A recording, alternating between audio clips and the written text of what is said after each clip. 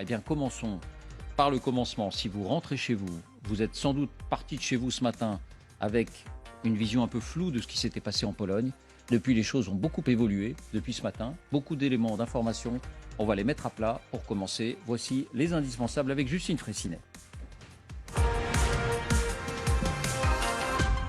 Bonsoir Justine. Bonsoir David, bonsoir à tous. Mettons tout à plat et commençons par le commencement. D'abord, où précisément tout cela s'est-il déroulé ? Dans le village de Przewodów, 500 habitants, vous allez le voir, nous sommes à l'est de la Pologne. On est tout proche de la frontière ukrainienne, à 6 km à peine, et à 75 km également de la grande ville ukrainienne de Lviv. C'est une zone rurale, très peu urbanisée, mais vous allez voir qu'on n'est pas si éloigné de sites sensibles qui sont de l'autre côté de la frontière. Il y a ici, vous allez le voir, la centrale électrique de Dobrotwierska qui est à 35 km, et puis il y a également un important centre d'entraînement des forces ukrainiennes qui se trouve à 70 km. Et puis, une dernière précision, ce n'est pas du tout un no man's land comme toute la frontière entre la Pologne et l'Ukraine. Cet endroit, justement, est étroitement surveillé. Exemple, à 50 km de là, il y a également le radar de Labounié. Autrement dit, rien de ce qui ne se passe à cet endroit ne peut passer inaperçu. Voilà, c'est important parce que l'enquête a été très vite. Est-ce que c'est à partir des traces du missile qu'on a pu avancer? Est-ce que c'est à partir du signal radar qu'on a pu avancer? On abordera aussi ces questions. Quels dégâts a fait ce missile précisément? Bien, ce missile, il a frappé une zone agricole. Il est tombé à quelques mètres, vous le voyez, d'un tracteur et de sa remorque. On voit ce tracteur renversé, la remorque détruite. Et il a creusé, au passage, ce grand cratère de 1,5 mètre à 2 mètres de profondeur. Et surtout, on compte également 2 morts, 2 travailleurs agricoles, sans doute qui étaient en train de travailler à ce moment-là. Leur identité n'a pas été communiquée. L'explosion a été importante, elle a été vue et entendue à des kilomètres à la ronde. Cette vidéo que vous voyez, elle a été prise vers 15h30 hier, depuis justement le village de Przewodów. Bien, venons-en au cœur des préoccupations ce soir. Sait-on maintenant avec certitude quel est ce missile ? Eh bien, c'est un S-300, c'est un missile antimissile sol-air qui mesure 7,5 mètres. Il pèse 1800 kg, il transporte jusqu'à 145 kg d'explosifs. C'est un missile qui est guidé par radar. Quel est l'usage de ce missile? Eh bien, le S-300 sert à détruire en plein vol des missiles ennemis pour protéger des immeubles d'habitation, des bases militaires, des dépôts d'armes ou encore des dépôts de carburant. Il peut intercepter des missiles de croisière, des missiles balistiques ou encore des drones jusqu'à 250 km. On est désormais certain qu'il s'agit bien d'un S-300 car ces débris que vous allez voir, eh bien, ils ont été photographiés juste après l'explosion et ils ont permis d'identifier précisément ce S-300 et notamment une image du moteur, celle-ci, qui a permis d'identifier précisément ce missile parce qu'elle portait le numéro de série.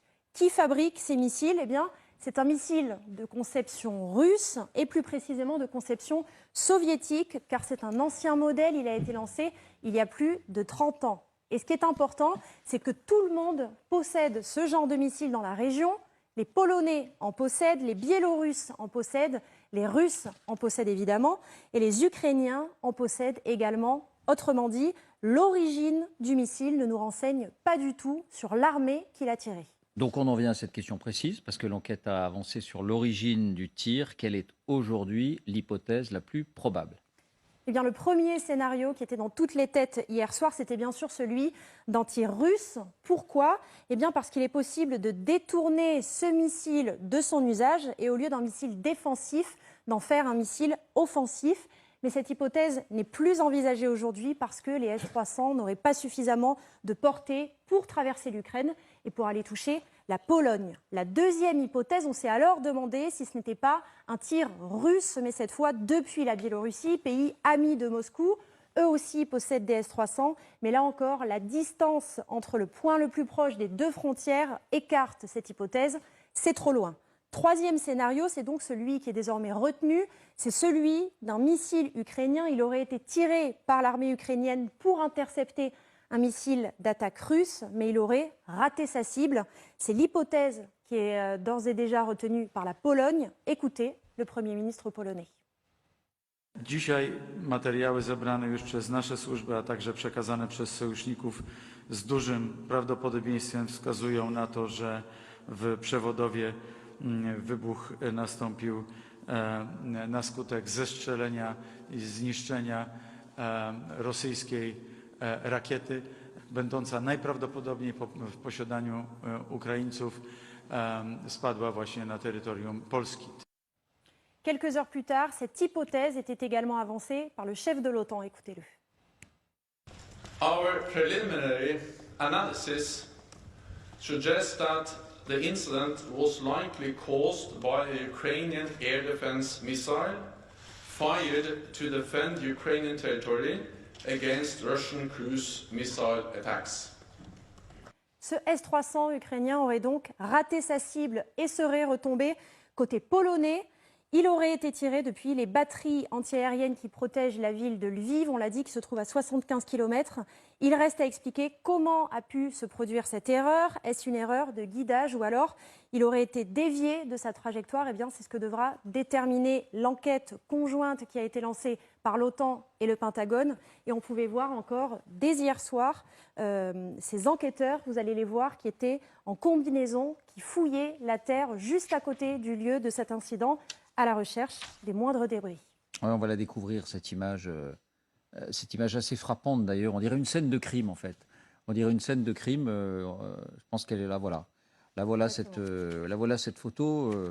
On cherche le moindre indice évidemment qui pourrait donner les preuves de cette hypothèse qui semble la plus probable. Merci beaucoup Justine, on a pris le temps mais parce que c'est important.